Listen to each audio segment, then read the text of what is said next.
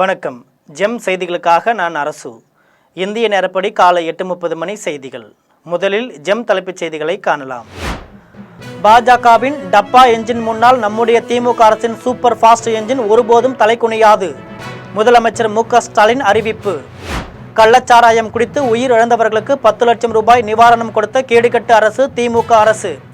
அதிமுக பொதுச் செயலாளர் எடப்பாடி பழனிசாமி குற்றச்சாட்டு. எழும்பூர் ரயில் நிலைய மேம்பாட்டு பணிகள் காரணமாக தென் மாவட்ட ரயில் சேவைகள் மாற்றம். திருச்சி கோட்ட ரயில்வே மக்கள் தொடர்பு அதிகாரி வினோத் அறிவிப்பு. தாங்கள் உங்கள் எல்லைக்குள் நுழைந்து உங்கள் வீட்டிற்குள்ளேயே புகுந்து அடிப்போம். பாகிஸ்தான் பாதுகாப்பு அமைச்சர் கவாஜா ஆசிப் மிரட்டல். ஹர்முஸ் ஜலசந்தியை 48 மணி நேரத்திற்குள் ஈரான் திறக்காவிட்டால் கடுமையான அழிவை சந்திக்கும்.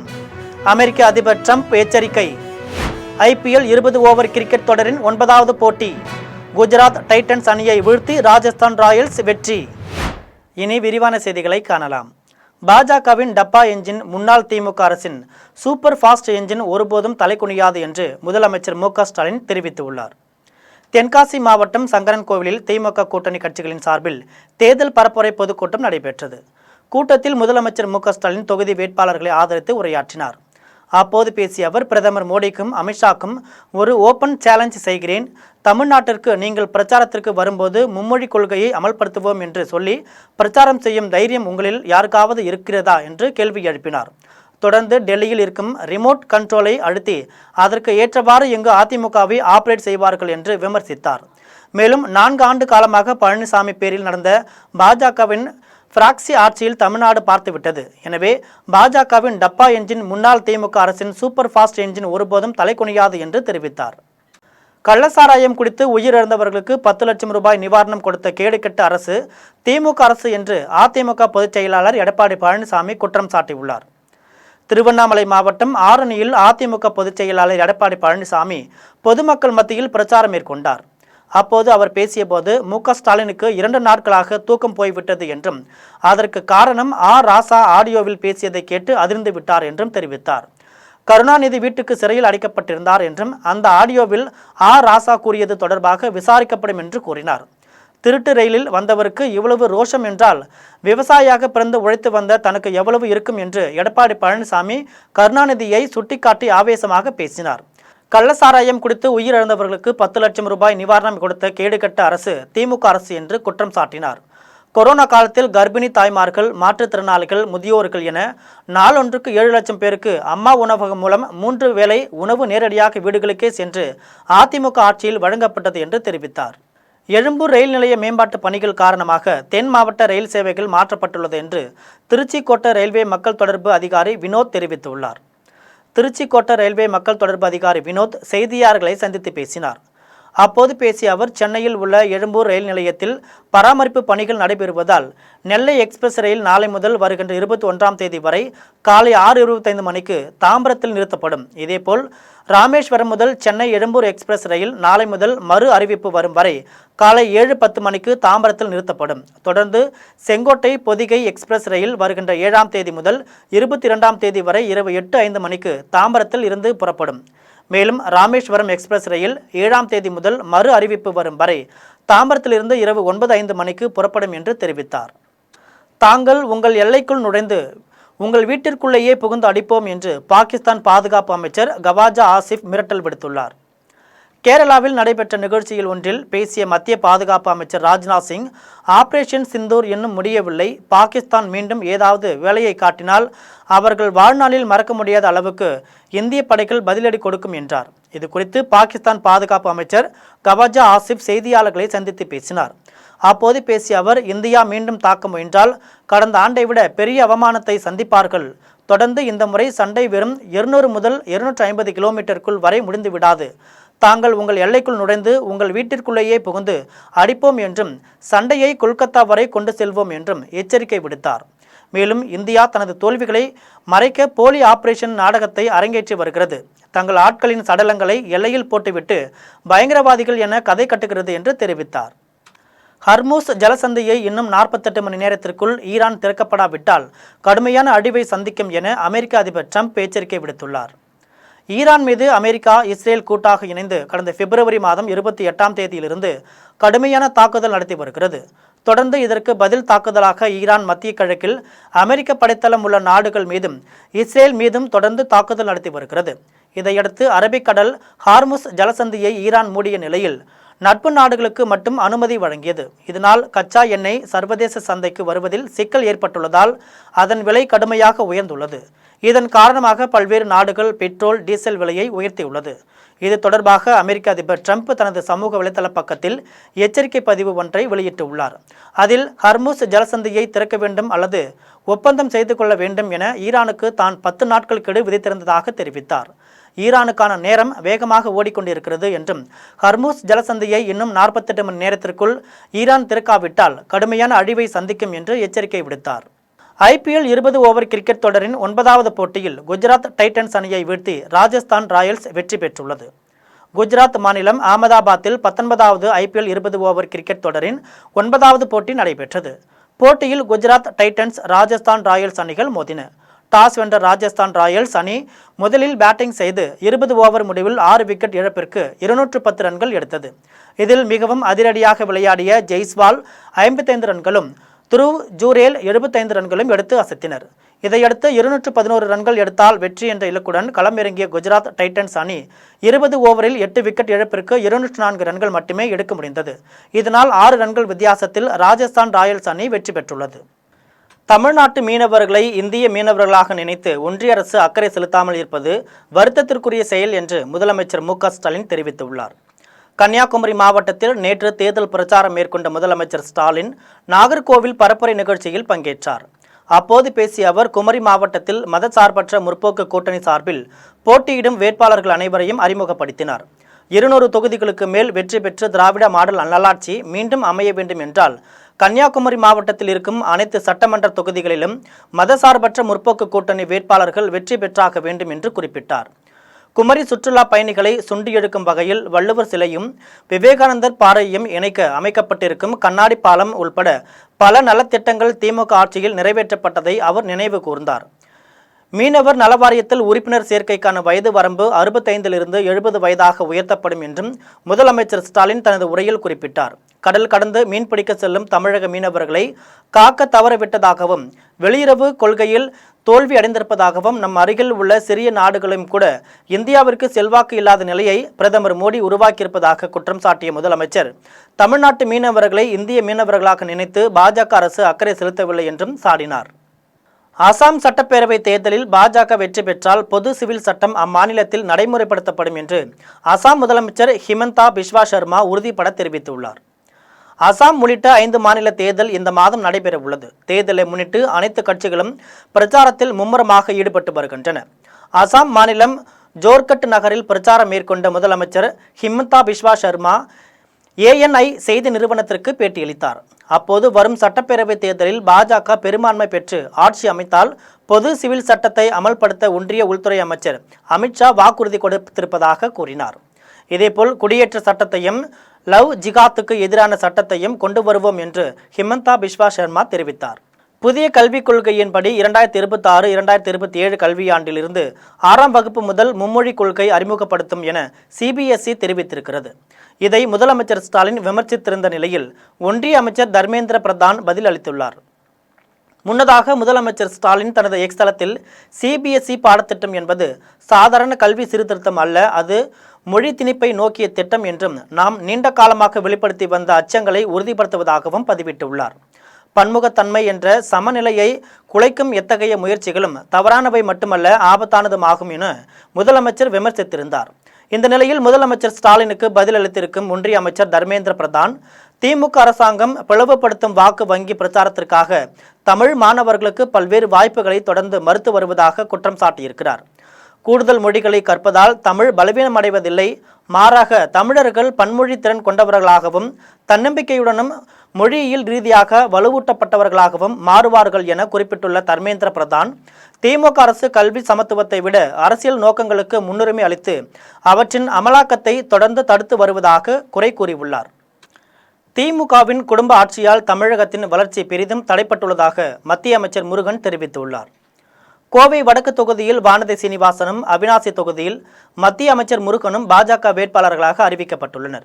இந்த நிலையில் சென்னையிலிருந்து கோயம்புத்தூருக்கு வந்த பாஜக வேட்பாளருக்கு பாஜகவினர் மாலை அணிவித்தும், மலர் கிரீடம் அணிவித்தும், மலர் தூவியும் வரவேற்பு அளித்தனர்.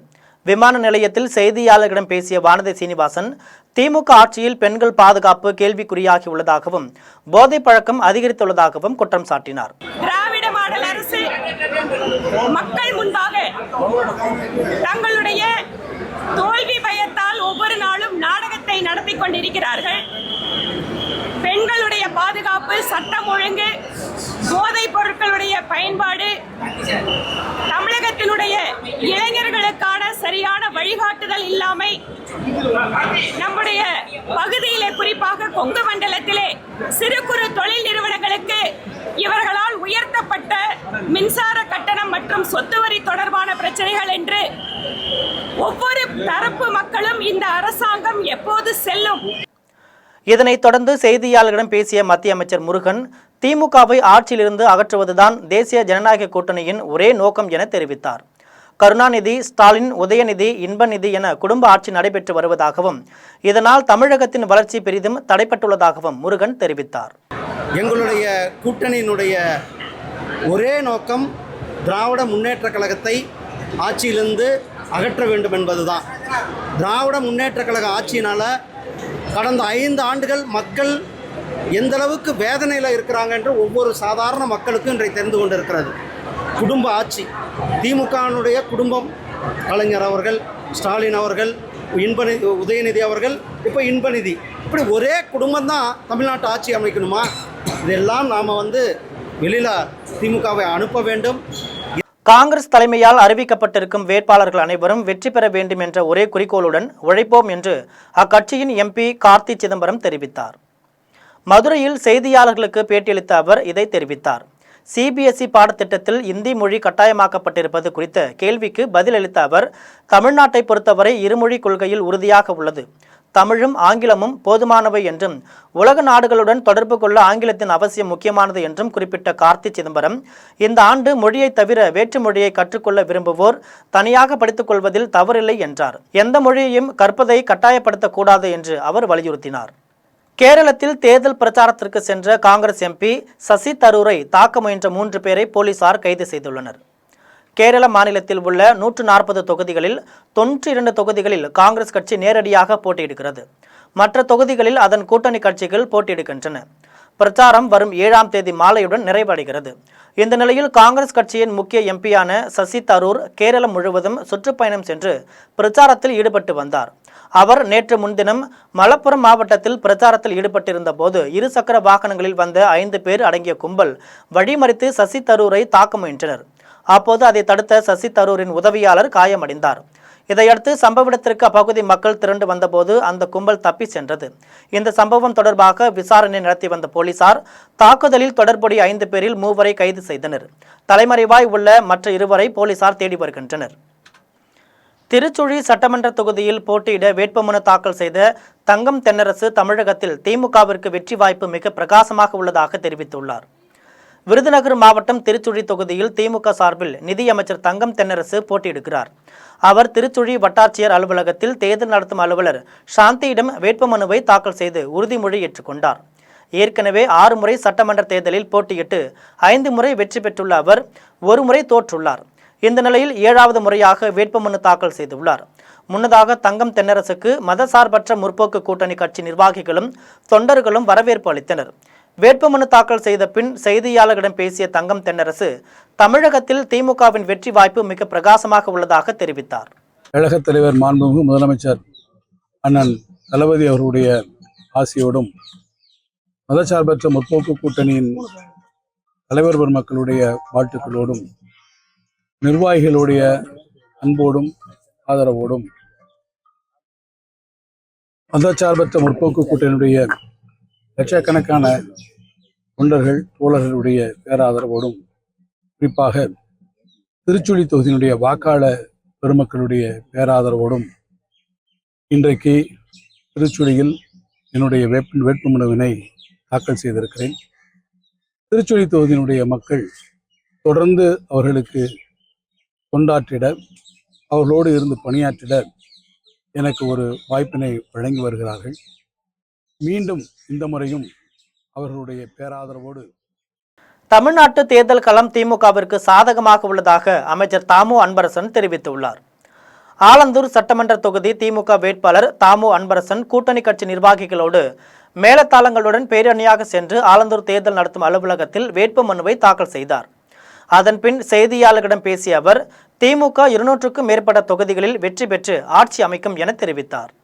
இன்னைக்கு இந்த அரசை பொறுத்தவரையில நம்முடைய கழக திமுக அரசை பொறுத்தவரையில நம்முடைய மாண்புமிகு தமிழ்நாடு முதலமைச்சர் அவர்கள் இன்னைக்கு இந்த 5 ஆண்டுகளில் தமிழ்நாட்டை மிகப்பெரிய ஒரு வளர்ச்சி பாதை கொண்டு சென்ற தலைவராக இன்னைக்கு திகழ்ந்து கொண்டிருக்கிறார்.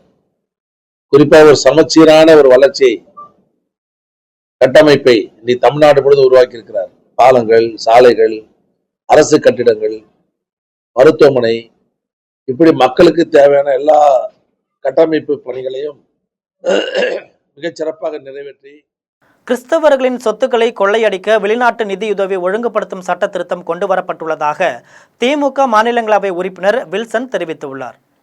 சென்னை தேனாம்பேட்டை திமுக தலைமையகத்தில் செய்தியாளர்களிடம் பேசிய வில்சன், வெளிநாட்டு நிதியுதவி ஒழுங்குபடுத்தும் திருத்த சட்டத்தின் மூலம் பதிவை புதுப்பிக்காத நிறுவனங்களின் பள்ளி, கல்லூரி, மருத்துவமனைகளை அரசே எடுத்துக்கொள்ள முடியும் என தெரிவித்தார்.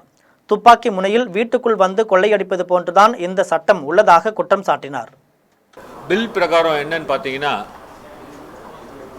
இந்த வெளிநாட்டிலிருந்து நிதி உதவி பெறும் நிறுவனங்கள், சொசைட்டிஸ், இதெல்லாம் என்னன்னா இவங்களுடைய லைசன்ஸ் ரினியூ பண்ணாமல் விட்டோம்னா, இல்லை லைசன்ஸ் அந்த தேதிக்குள்ள அப்ளிகேஷனே போடலைன்னா, இல்லை லைசன்ஸ் அவங்க ரத்து செய்தால் அந்த நிதி உதவி பெற்று கட்டப்பட்ட கட்டிடங்கள் மெரினாவில் உள்ள ஜெயலலிதாவின் நினைவிடத்தை அகற்ற கோரி வழக்கு தொடுத்த திமுகவினர் கருணாநிதி மறைந்தவுடன் இரவோடு இரவாக அந்த வழக்கை திரும்ப பெற்றதாக முன்னாள் அமைச்சர் கடம்பூர் ராஜு தெரிவித்துள்ளார்.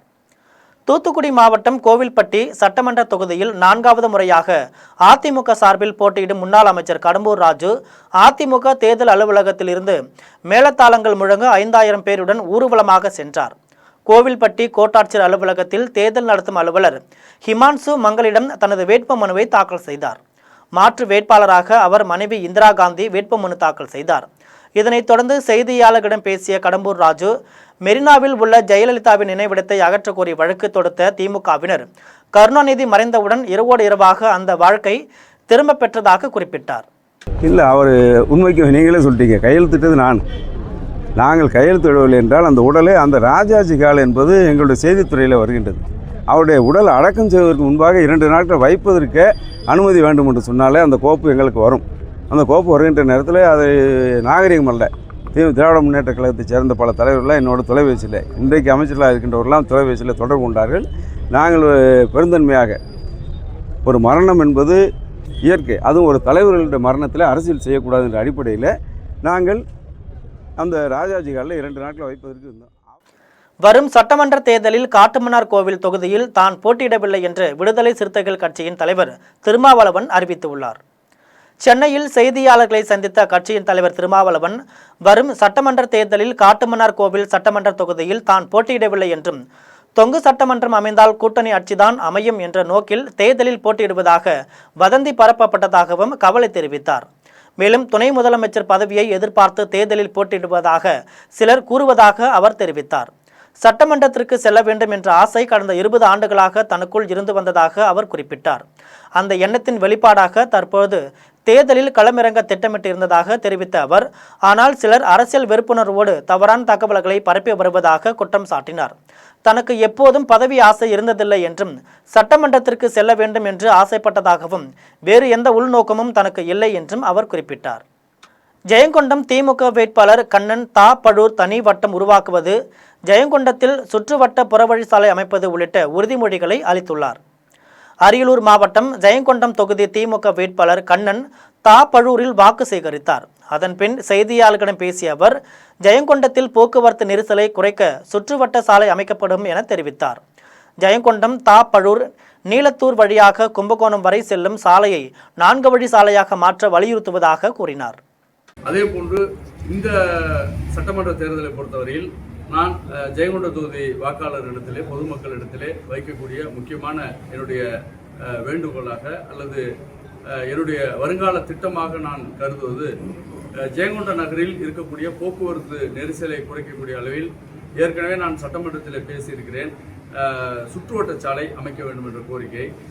அந்த சுற்றுவட்ட சாலைக்கு அரசு ஏற்கனவே திட்ட மதிப்பீடுகள்லாம் தயார் செய்து வழங்கியிருக்கிறார்கள். எனவே அதற்கான நிதி ஒதுக்கீடு பெற்று சுற்றுவட்ட சாலை அமைக்க வேண்டும். சென்னை சேப்பாக்கம் திருவல்லிக்கேணி சட்டமன்ற தொகுதியில் போட்டியிடும் அதிமுக வேட்பாளர் ஆதி ராஜாராம் தேர்தல் நடத்தும் அலுவலர் சுகந்தியிடம் வேட்புமனு தாக்கல் செய்தார். சென்னை சேப்பாக்கம் திருவல்லிக்கேணி சட்டமன்ற தொகுதியில் போட்டியிடும் அதிமுக வேட்பாளர் ஆதி ராஜாராம் மீர்சாகிப்பேட்டை மார்க்கெட் பகுதியில் அமைந்துள்ள விநாயகர் திருக்கோவிலில் விநாயகர் பெருமானை வழிபாடு செய்த பின்னர் சேப்பாக்கம் திருவல்லிக்கேணி மண்டல அலுவலகத்தில் உள்ள தேர்தல் நடத்தும் அலுவலர் சுகந்தியிடம் வேட்பாளர் ஆதி ராஜாராம் வேட்புமனு தாக்கல் செய்தார். அதனைத் தொடர்ந்து சேப்பாக்கம் திருவல்லிக்கேணி சட்டமன்ற தொகுதிக்கு உட்பட்ட பகுதிகளில் பிரச்சார வாகனத்தில் நின்றபடி பொதுமக்களிடத்தில் இரட்டை இலை சின்னத்திற்கு வாக்கு சேகரித்தார். இதனிடையே வேட்பாளர் ஆதி ராஜாராம் செய்தியாளர்களை சந்தித்து பேசினார். அப்போது மீண்டும் முதலமைச்சர் ஆவேன் என தமிழக முதலமைச்சர் மு.க. ஸ்டாலின் கனவு காண்கிறார் என்றும் 2026 சட்டமன்ற தேர்தலில் அதிமுக அதிக தொகுதிகளில் வெற்றி பெற்று ஆட்சி அமைக்கும் என்றும் வேட்பாளர் ஆதி ராஜாராம் தெரிவித்தார். இது தொடர்பாக மேலும் அவர் தெரிவிக்கையில்,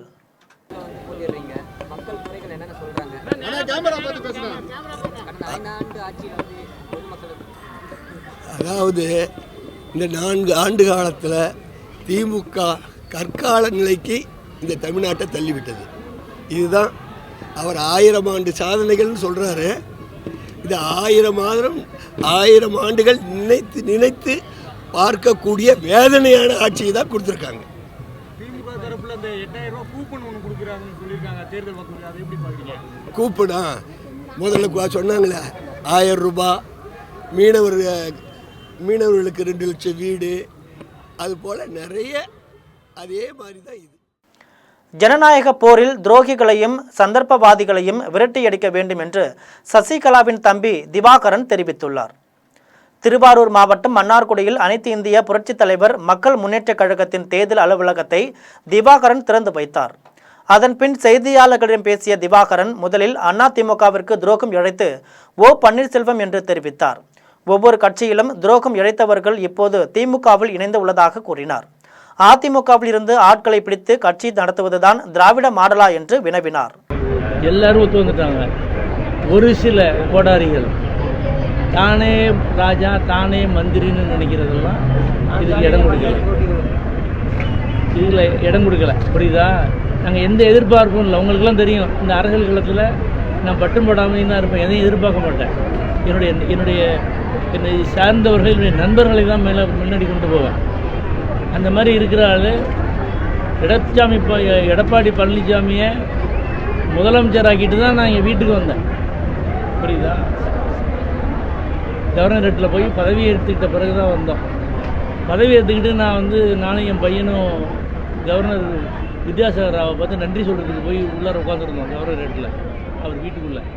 அப்போ அவர் பொக்கையை எடுத்துகிட்டு விடாந்தார் எடப்பாடி பழனிசாமி. அமராவதி ஆற்றில் வெள்ளக்காலத்தில் உபரியாக செல்லும் தண்ணீரை தாதம்பாளையம் ஏரிக்கு திருப்பி விவசாயிகளின் வாழ்வில் மறுமலர்ச்சி ஏற்படுத்துவேன் என்று அரவக்குறிச்சி தொகுதியில் பிரச்சாரம் செய்த அதிமுக வேட்பாளர் செல்வகுமார் தெரிவித்தார்.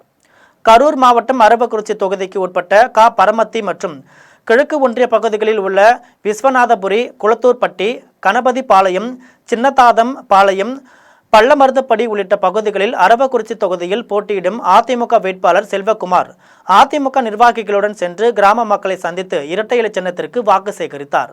அப்போது முன்னாள் முதலமைச்சர் எடப்பாடி பழனிசாமி அறிவித்துள்ள திட்டங்களை பொதுமக்களிடையே எடுத்து கூறி அதிகப்படியான வாக்கு வித்தியாசத்தில் தன்னை வெற்றி பெற செய்ய வேண்டும் என கேட்டுக்கொண்டார்.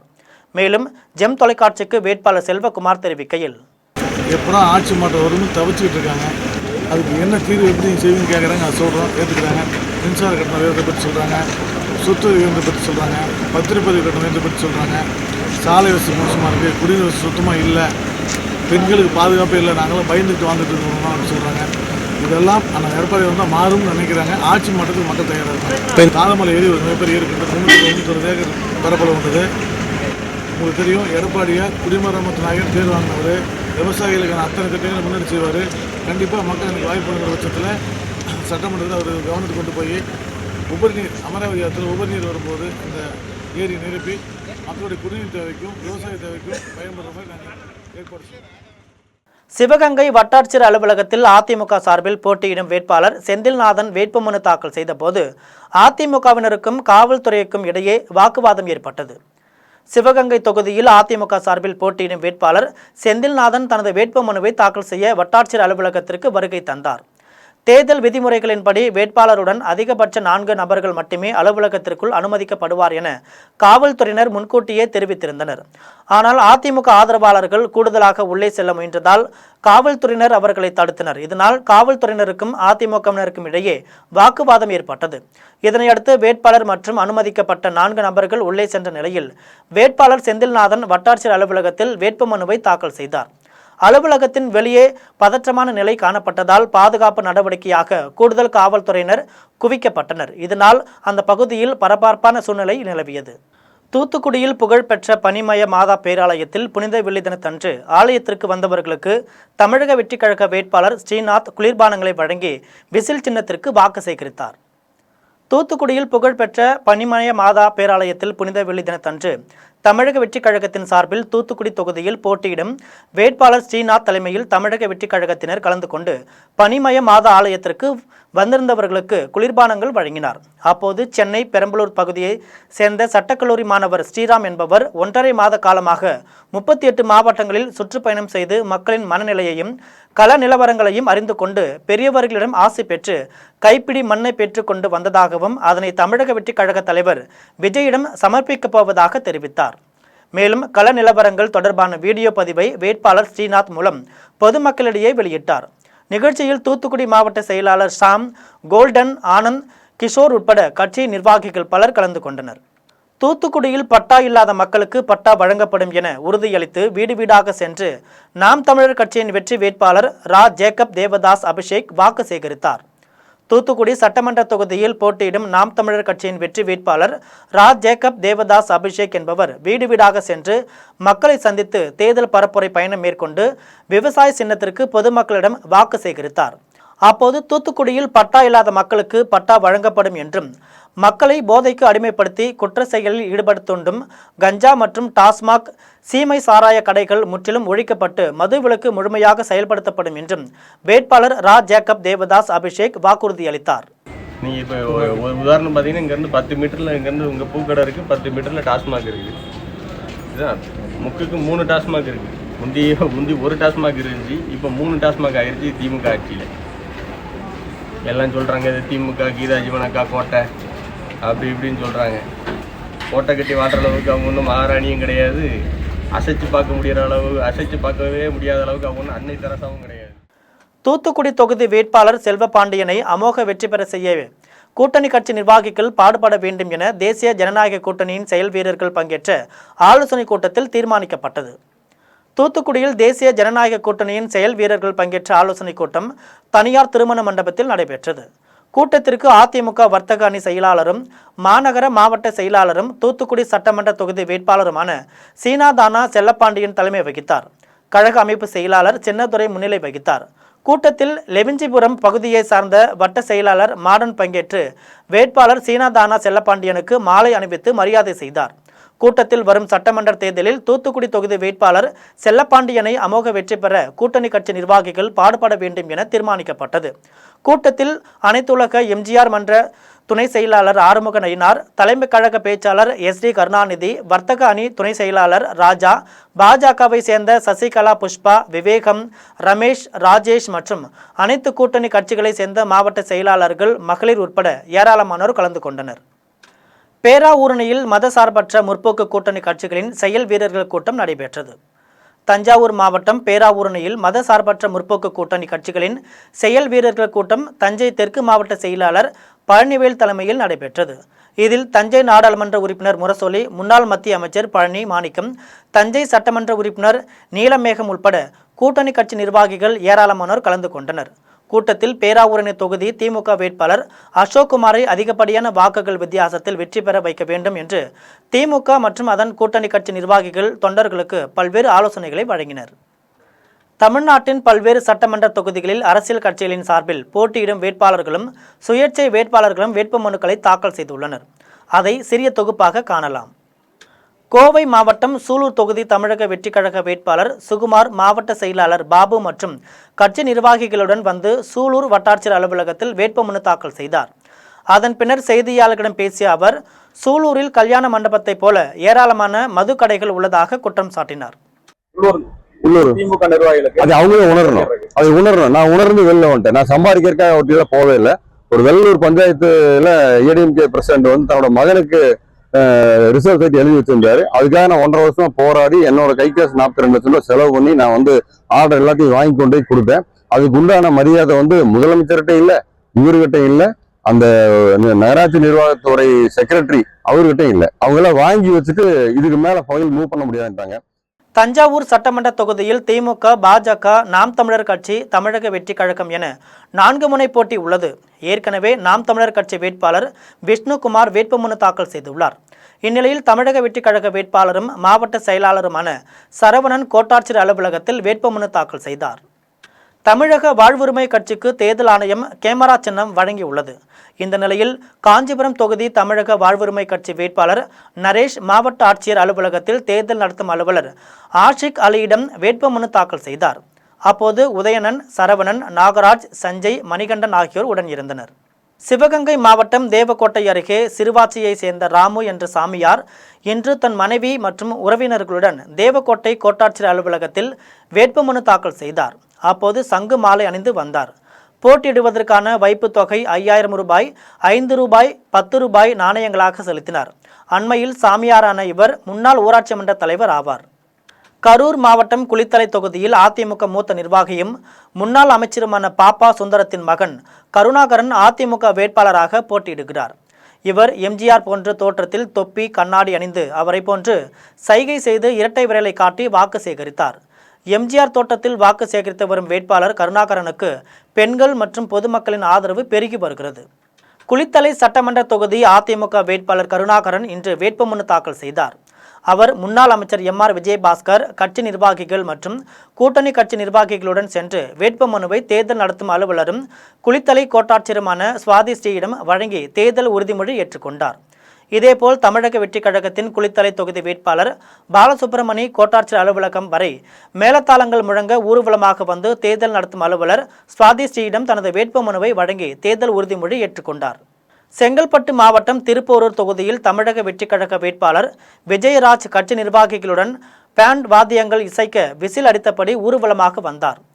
தேர்தல் நடத்தும் அலுவலர் விஜயகுமாரிடம் தனது வேட்புமனுவை தாக்கல் செய்தார். தொகுதி நிலவரங்களும் மக்களுக்கான பிரச்சனைகளையும் எங்களுக்காக ஒரு குழுவை அமைத்து இப்பொழுது பரிசீலனை செய்து வருகிறோம். மேலும் அதற்கான வேலைப்பாடுகளை நாங்கள் முன்னெடுத்து இந்த தொகுதி மக்களின் நலன் காக்கும் வகையில் எங்கள் தளபதி அவர்கள் அறிவித்த பெண்களுக்கான வாக்குறுதிகள் மற்றும் இளைஞர்களுக்கான வேலை மேம்பாட்டு திட்டங்கள், இளைஞருக்கான வாக்குறுதிகள் அனைத்தையும் எங்கள் தளபதி ஆட்சி அமைத்த பின்பு எங்கள் தலைவரின் தலைமையில் அனைத்து கோரிக்கைகளையும் நிறைவேற்றும் என. கரூர் மாவட்டம் அரவக்குறிச்சி சட்டமன்ற தொகுதி தாவேக வேட்பாளர் கார்த்திகேயன் மாவட்ட செயலாளர் மதியழகன் தலைமையில் வட்டாட்சியர் அலுவலகத்தில் தனது வேட்புமனுவை தாக்கல் செய்தார். வேட்புமனு தாக்கலை முன்னிட்டு வட்டாட்சியர் அலுவலகத்தை சுற்றி காவல்துறையினரும் துணை இராணுவத்தினரும் பாதுகாப்பு பணியில் ஈடுபட்டனர். அருப்புக்கோட்டை சட்டமன்ற தொகுதி அதிமுக வேட்பாளர் சேதுபதி சவுண்டம்மன் கோவிலுக்கு சென்று தரிசனம் செய்தார். அங்கிருந்து அதிமுக, பாஜக, அமமுக, பாமக உள்ளிட்ட கூட்டணி கட்சியினர் புடைசூழ மேலத்தாளங்கள் ஊர்வலமாக வந்தார். அருப்புக்கோட்டை கோட்டாட்சியர் அலுவலகத்தில் தேர்தல் நடத்தும் அலுவலர் மாரிமுத்துவிடம் வேட்புமனு தாக்கல் செய்தார். தூத்துக்குடி மாவட்டம் விளாத்திக்குளம் சட்டமன்ற தொகுதி திமுக வேட்பாளர் மார்க்கண்டேயன் 4வது முறையாக போட்டியிடுகிறார். இவர் விளாத்திக்குளம் வட்டாட்சியர் அலுவலகத்தில் தேர்தல் நடத்தும் அலுவலர் உஷாவிடம் தனது வேட்புமனுவை தாக்கல் செய்தார். அப்போது திமுக மாவட்ட செயலாளரும் மாநில அமைச்சருமான கீதாஜீவன் உடன் இருந்தார். தூத்துக்குடி மாவட்டம் விளாத்திக்குளம் சட்டமன்ற தொகுதியில் அதிமுக வேட்பாளராக சத்யா போட்டியிடுகிறார். இவர் வட்டாட்சியர் அலுவலகத்தில் தேர்தல் நடத்தும் அலுவலர் உஷாவிடம் தனது வேட்புமனுவை தாக்கல் செய்தார். தருமபுரி மாவட்டம் பென்னாகரம் தொகுதி தமிழக வாழ்வுரிமை கட்சி வேட்பாளர் தவமணி தேர்தல் நடத்தும் அலுவலர் கோபுயிடம் தனது வேட்புமனுவை தாக்கல் செய்தார். அப்பொழுது கட்சி நிர்வாகிகள் உடன் இருந்தனர். மேலும் மாற்று வேட்பாளராக தமிழக வாழ்வுரிமை கட்சியின் மாவட்ட செயலாளர் சரவணன் தனது வேட்புமனுவை தாக்கல் செய்தார். தமிழக வாழ்வுரிமை கட்சி பொறுத்தவரை தமிழ்நாடு முழுவதும் 234 சட்டப்பேரவை தேர்தலிலும் தனித்து களம் காண்கிறது. இந்த நேரத்தில் திராவிட முன்னேற்ற கழகத்தை பொறுத்தவரை வேல்முருகன் தனித்து களம் காண முடியாது என்று ஒரு நிலையை உருவாக்கி காட்டினார்கள். வேல்முருகனை பொறுத்தவரை தமிழகம் முழுவதும் 234 தொகுதிகளிலும் வேட்பாளரை நிறுத்தி ஒரு மிகப்பெரிய ஒரு ஆளுமையாக வந்திருப்பது திராவிட முன்னேற்ற கழகத்திற்கு ஒரு மிகப்பெரிய அதிர்ச்சியும் பேரு இடியும் உண்டாக்கியிருக்கிறது.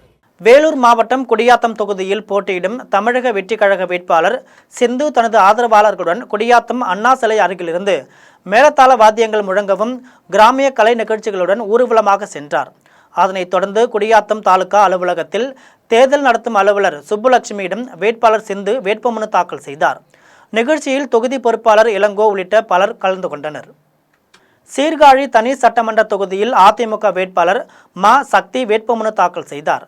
முன்னதாக கூட்டணி கட்சிகளான பாஜக, பாமக, அமமுக உள்ளிட்ட பல்வேறு கட்சிகளை சார்ந்த நிர்வாகிகள், தொண்டர்கள் என 1000க்கும் மேற்பட்டோர் ஆபத்து காத்த விநாயகர் கோயிலிலிருந்து ஊர்வலமாக கோட்டாட்சியர் அலுவலகத்திற்கு வந்தனர். அப்போது பாதுகாப்பு பணியில் இருந்த காவல்துறையினர் அதிமுக தொண்டர்களை தடுத்தபோது தள்ளுமுள்ளு ஏற்பட்டது. இதனால் சிறிது நேரம் பரபரப்பு ஏற்பட்டது. இதனை அடுத்து சீர்காழி தனி சட்டமன்ற தொகுதி தேர்தல் நடத்தும் அலுவலர் சுரேஷிடம் அதிமுக வேட்பாளர் சக்தி வேட்புமனுவை தாக்கல் செய்தார். மீண்டும் ஜெம் தலைப்புச் செய்திகள். பாஜகவின் டப்பா என்ஜின் முன்னால் நம்முடைய திமுக அரசின் சூப்பர் ஃபாஸ்ட் என்ஜின் ஒருபோதும் தலைகுனியாது. முதலமைச்சர் மு.க. ஸ்டாலின் அறிவிப்பு. கள்ளச்சாராயம் குடித்து உயிர் இழந்தவர்களுக்கு 10 லட்சம் ரூபாய் நிவாரணம் கொடுத்த கேடுகட்டு அரசு திமுக அரசு. அதிமுக பொதுச் செயலாளர் எடப்பாடி பழனிசாமி குற்றச்சாட்டு. எழும்பூர் ரயில் நிலைய மேம்பாட்டு பணிகள் காரணமாக தென் மாவட்ட ரயில் சேவைகள் மாற்றம். திருச்சி கோட்ட ரயில்வே மக்கள் தொடர்பு அதிகாரி வினோத் அறிவிப்பு. தாங்கள் உங்கள் எல்லைக்குள் நுழைந்து உங்கள் வீட்டிற்குள்ளேயே புகுந்து அடிப்போம். பாகிஸ்தான் பாதுகாப்பு அமைச்சர் கவாஜா ஆசிப் மிரட்டல். ஹர்முஸ் ஜலசந்தியை 48 மணி நேரத்திற்குள் ஈரான் திறக்காவிட்டால் கடுமையான அழிவை சந்திக்கும். அமெரிக்க அதிபர் ட்ரம்ப் எச்சரிக்கை. IPL 20 ஓவர் கிரிக்கெட் தொடரின் 9வது போட்டி. குஜராத் டைட்டன்ஸ் அணியை வீழ்த்தி ராஜஸ்தான் ராயல்ஸ் வெற்றி. இத்துடன் ஜெம் செய்திகள் நிறைவடைகின்றன. மீண்டும் ஜெம் செய்திகள் மதியம் 1:30 மணிக்கு. உடனுக்குடன் செய்திகளை காண GemLive.tv என்ற இணையதளத்தில் இணைந்திருங்கள். நன்றி, வணக்கம்.